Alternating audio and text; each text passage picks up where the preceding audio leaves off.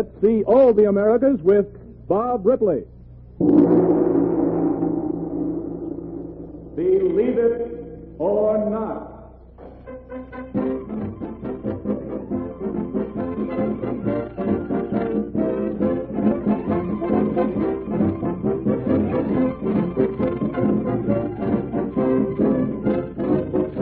The Blue Network, in cooperation with the Coordinator of Inter-American Affairs, presents this program dedicated to all Americans in all the Americas. Featured is Robert L. Ripley and his famous Believe It or Not, together with B.A. Rolfe, D'Artega, and his famous Latin American orchestra and the songs of Sarita Herrera. You know, it was just 22 years ago that Bob Ripley, the most traveled man in history, made his first trip to the Americas. And in all his travels through more than 200 countries, he has visited the republics to the south of us most often. On these visits to the other Americas, he has found unbelievable stories of adventure, romance, and colorful drama. And now, all this brilliant cavalcade of the unbelievable will be brought to you through the medium of Believe It or Not.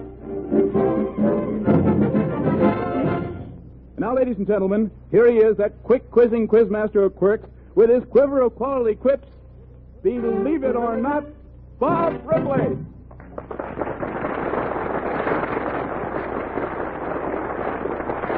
Greetings, everybody, and welcome to the program tonight.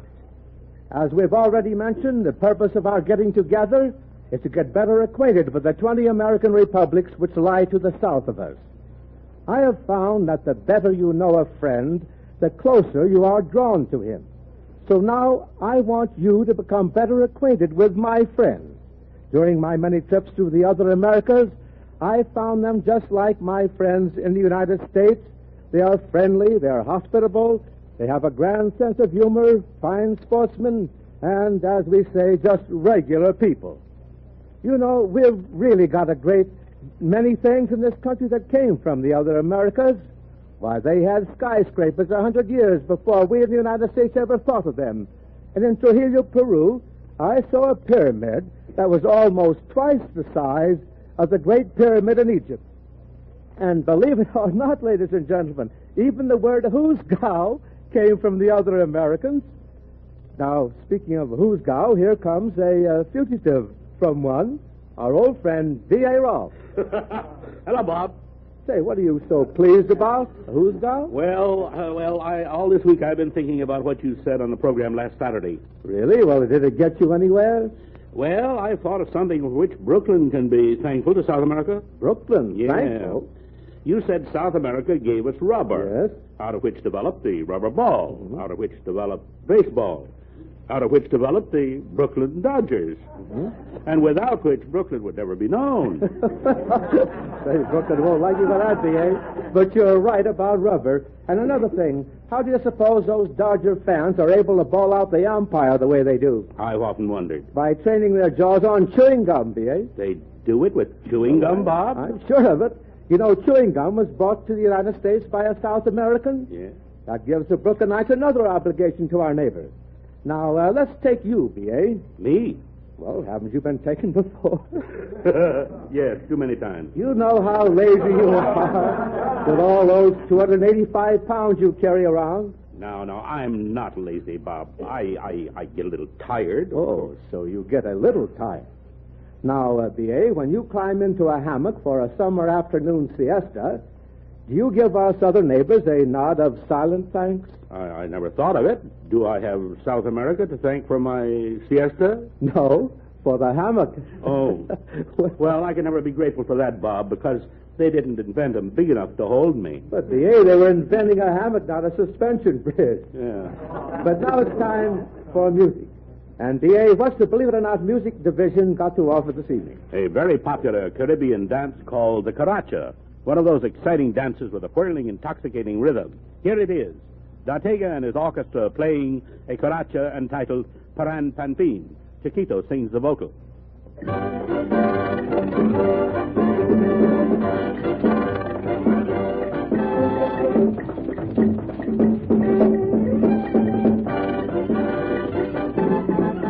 Con tu care param pam pim pim pam, con tu care param pam pim pam. Yo te he visto con María en la puerta de Solá, te he visto con María en la puerta de Solá. Ah, ah, ah. pim pam. Ah, ah, ah, pim pam.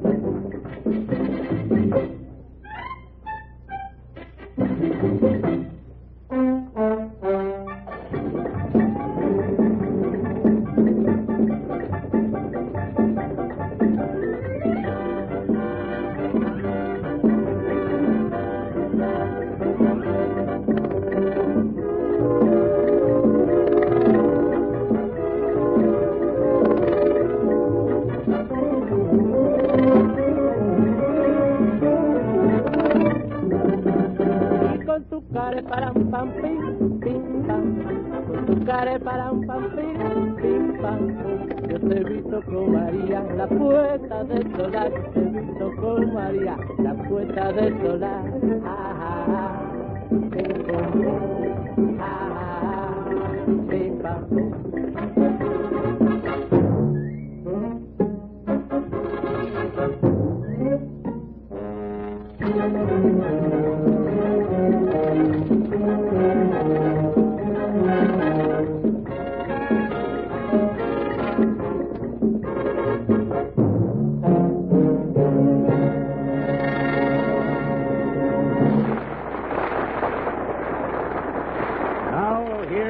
Ripley again.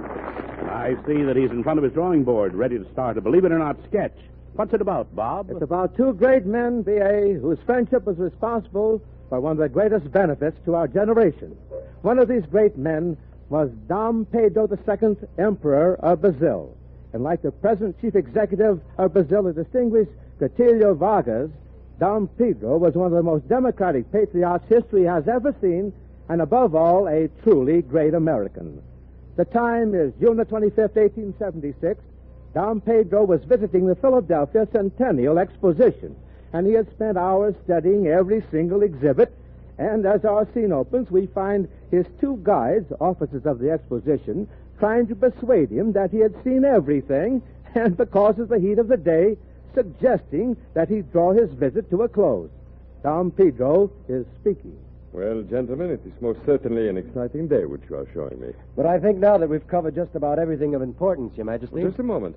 There is something over here which I do not think I've seen. Oh? Oh, that group. They're the inventors with schemes that will never amount to anything, Your Majesty. Oh, wait. Wait, that pale-faced young man who just coughed. Well, I know him. He's the head of the Boston School for the Deaf. I'm very well acquainted with their work. Mr. Bell. Hello. Oh, Your Majesty, I can't tell you how glad I am to see you. And how is your school for the deaf coming along? Oh, very fine, thanks. But I've taken this leave of absence to show another piece of my work here at the exhibition. So? And how goes this end of your work? Well, not very well, I'm afraid. I'm called an eccentric, and no one has even looked at my little invention. Oh, really, Your Majesty? It's not even worth wasting your time with. Can we return tomorrow when we're less tired? Oh, tomorrow I go back to Boston, Your Majesty. This is the last chance I have of getting my invention recognized. Very well, then. Tell me, Mr. Bell, what does it do, your machine? Can it bake bread? No, but it can talk. A machine that can talk? Well, that is indeed what you call spectacular. Spectacular? It's ridiculous. Well, let me show you then. Now, I'm going through that door over there to a distance of about 500 feet. Now, in the meantime, Your Majesty, you hold this cup-like piece of metal to your ear and wait. Now, don't forget now.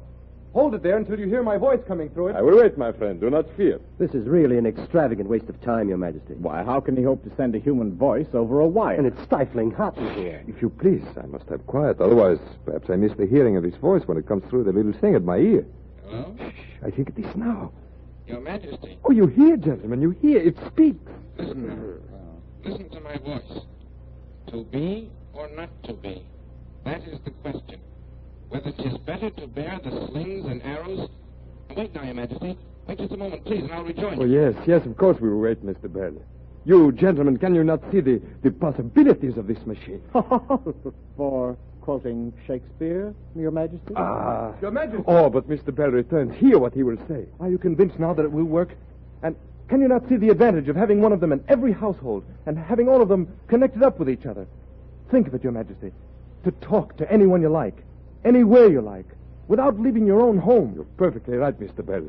Gentlemen, has this not been explained to your satisfaction, too? Well, I don't know. Oh, but this is true, gentlemen. What Mr. Bell has said is very true, and you have wronged him. But now I wish to make a statement. I wish to speak about it to the press. I will tell the whole country that what Mr. Bell has said is true, and that everybody should listen to his little machine and think about what he has said. Indeed, gentlemen, the most amazing part of this whole amazing exhibition is that you have not troubled yourself to listen to Mr. Bell before.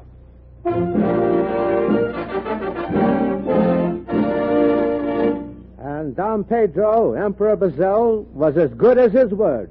The story of the Emperor's interest in Alexander Graham Bell's machine was spread all over the country, and the telephone became the sensation of the Centennial Exposition.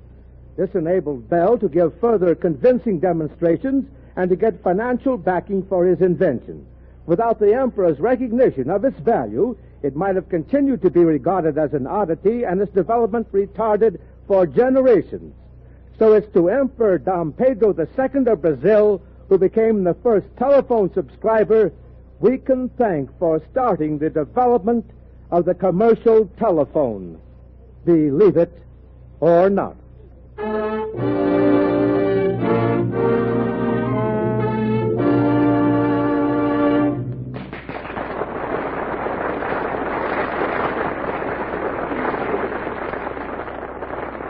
Ladies and gentlemen, in the year 1854, President Santa Anna of Mexico ordered that a contest be held for the writing of a Mexican national anthem. The winner of this contest was Don Jaime Nuno, a young band leader. Shortly after Don Jaime's composition had been accepted, he suddenly and completely disappeared. For almost 50 years, his countrymen tried in vain to find him. Finally, he was discovered by a strange combination of chance and clever thinking. We are very fortunate tonight to have with us the son of this famous man, Mr. James Francis Nuno. Mr. Nuno, I would like you to tell us about the unusual way in which your father was finally discovered. Certainly, Mr. Ripley. It was in Buffalo, New York in 1901. A delegation of Mexicans were there to take part in the Pan American exhibition of that year. It was then that they stumbled on the information that my father was living in that city on Delaware Avenue. Mm-hmm. They rounded up the Mexican military band, which was playing at the exhibition, and took them down Delaware Avenue and had the band stop and play the Mexican national hymn in front of every house. So when the band finally approached my father's house, what else could he do but be at his front door waiting for them? And believe me, Mr. Ripley, it was the greatest day of his life. I imagine it was. And so, ladies and gentlemen, Don Jaime, author of the Mexican national anthem, was found again by his people and publicly given the recognition due him. And thank you, Mr. James Francis Nuno, for coming up here to tell us the story of your famous father. And now D'Artega and his orchestra are going to play that famous composition written by Mr. Nuno's father. Ladies and gentlemen, the national anthem of the Republic of Mexico.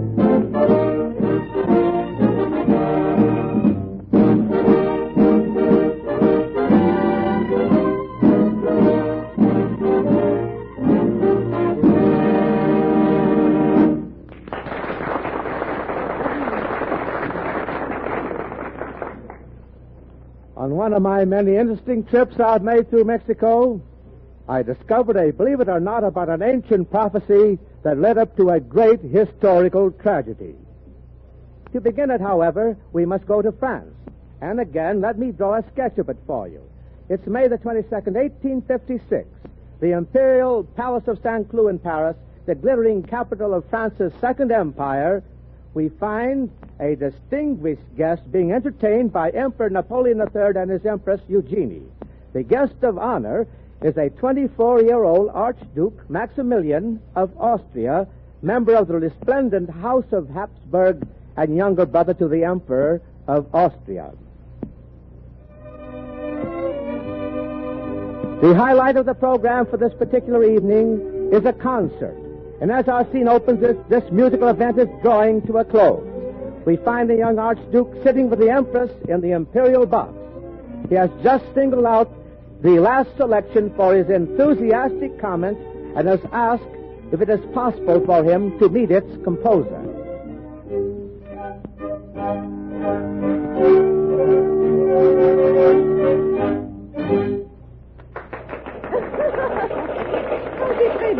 Allow to meet this composer is the simplest of things, Highness. Comtesse, veuillez prier Monsieur Iradier de venir ici tout de suite. Only let me assure your Majesty, this cannot be said to be a whim of mine, because never have I had the pleasure to hear so startling a song. Ah, but look, our little maestro already approaches. Your Majesty, Your Imperial Highness, it has pleased you to summon me here. Our honored guest has expressed a wish to know you, Monsieur.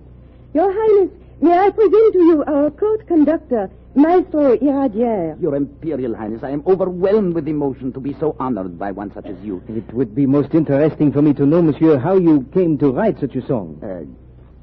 Your Imperial Highness will forgive me, but it really was not I who composed this song. The melody I heard played by an ancient Indian during the time when I resided in the Americas. Well, you've been to the Americas, Monsieur. Indeed, Highness. It was in Mexico, in a little town called San Luis Potosi, that the incident which I speak of occurs. So, I should like to hear more of this incident, as you call it, Monsieur. It is briefly told. On one of my many trips, we were halted in this little town of which I speak by lack of a bridge.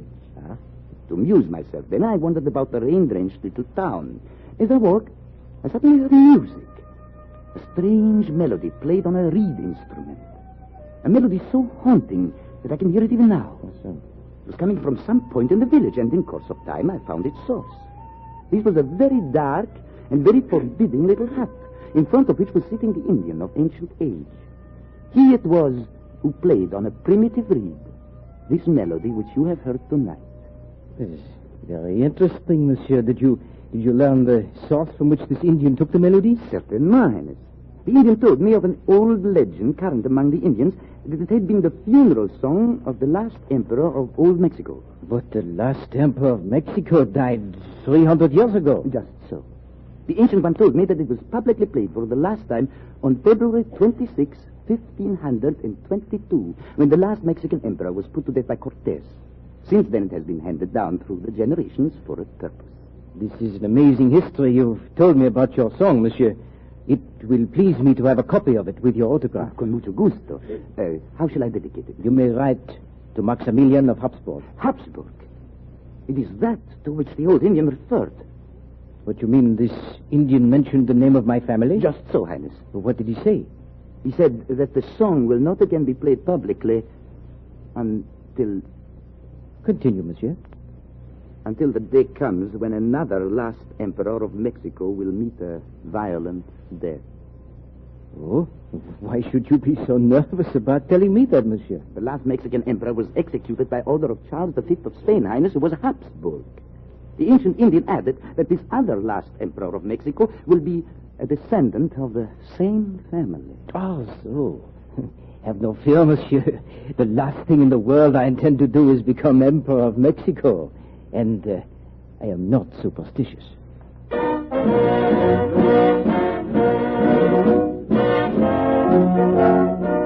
Only 5 years pass when a series of world-shaking events take place. The United States becomes involved in a civil war. The preoccupation of our government enables Napoleon to send French troops into Mexico and bring that country under his complete control. He then finds it necessary to find a leader in whom he can place both confidence and trust and he immediately makes a decision. Our next scene opens in the Imperial study.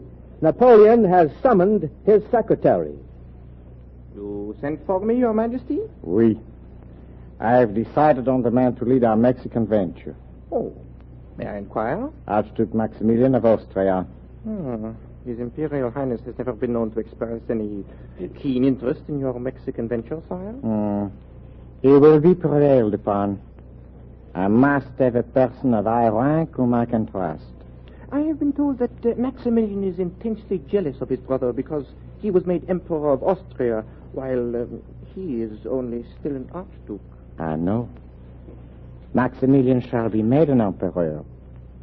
He shall become Emperor of Mexico.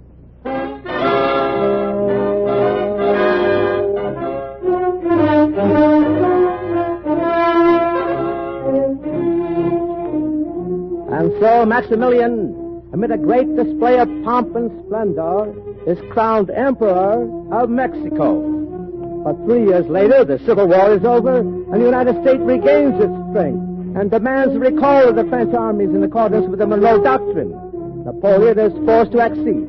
Almost at once, the troops loyal to Maximilian are engaged in battle by the followers of the country's rightful president, Benito Juarez.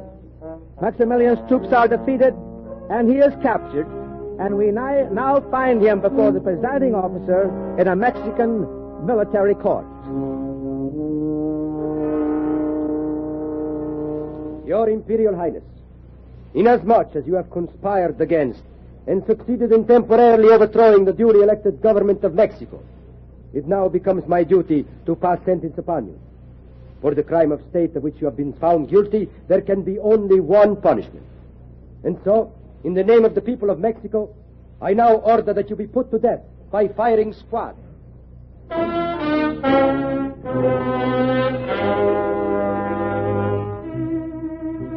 June the 19th, 1867, as the clock on the church of San Felipe strikes 7 in the morning, His Imperial Highness, the Archduke Maximilian of Austria, is led to the hill dominating the town of Queretaro. There he turns and faces the firing squad which has escorted him.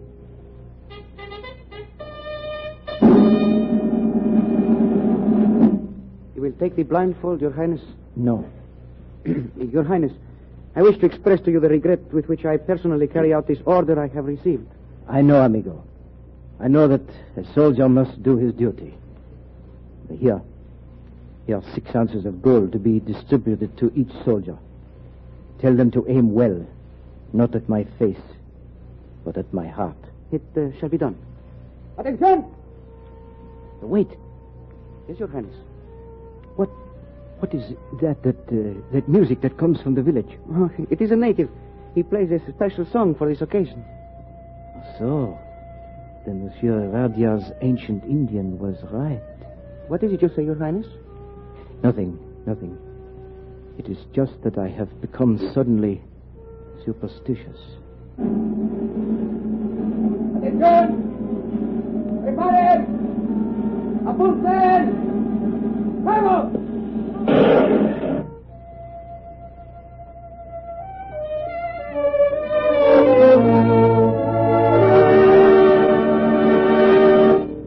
And so the prophecy of the ancient Mexicans, who saw their last emperor executed by the order of a Habsburg, came true. It was another Habsburg, over 3 centuries later, who was in turn executed by the Mexicans. And for him, they once again played their ancient funeral song as prophesied. And the song itself has come down to us to be played and known everywhere as La Paloma, believe it or not.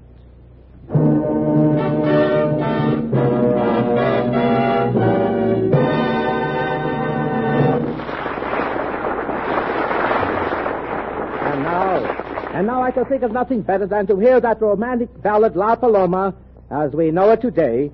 So here it is with Ortega and his orchestra and our charming little songstress, Senorita Herrera, La Paloma.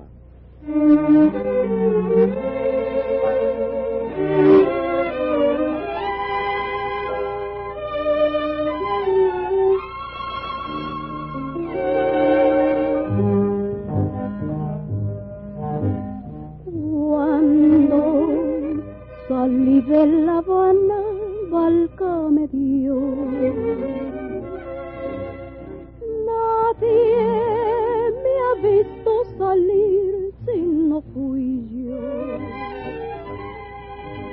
Y una linda guachinanga y que allá voy yo. Que se vino tras de mí, que sí señor. Si a tu ventana llega una paloma, trátala con cariño que es mi persona. Cuéntale tus amores bien de mi vida.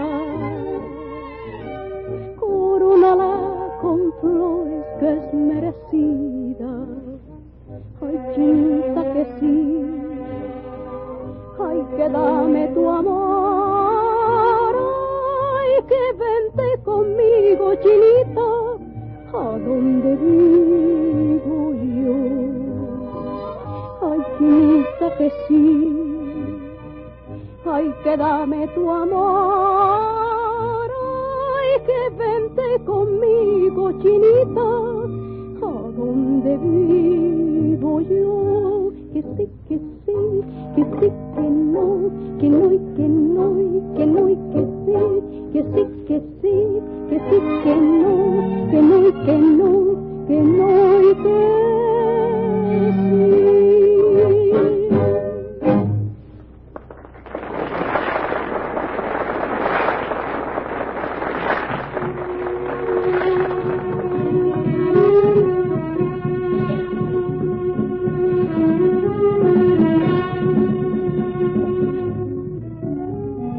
Now, before Bob Ripley returns with his goodnight message, let me remind you that this program is presented by the Blue Network in cooperation with the Coordinator of Inter-American Affairs and is dedicated to the people of all the Americas, Americans all. And now here again is Bob Ripley. A little over a year ago, I was in Yucatan, in the city of Chichen Itza, the land of the Mayas. The Mayas were a remarkable race of people. They created vast cities, built pyramids, and created a culture of literature, art, and science that rivaled ancient Greece and Rome. Then, suddenly, they abandoned their cities and temples. No one knows why. Today, we find only ruins of this once remarkable people and a beautiful salutation, which I would like to repeat to you now. The farewell of the Mayas. Kashektek Yapayuts Tehela Yatta Sama, which means beautiful be your todays and still more beautiful your tomorrows.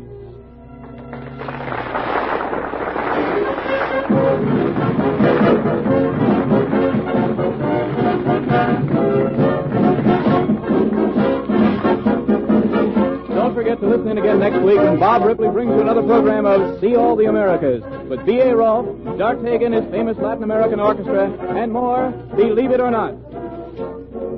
This is the Blue Network.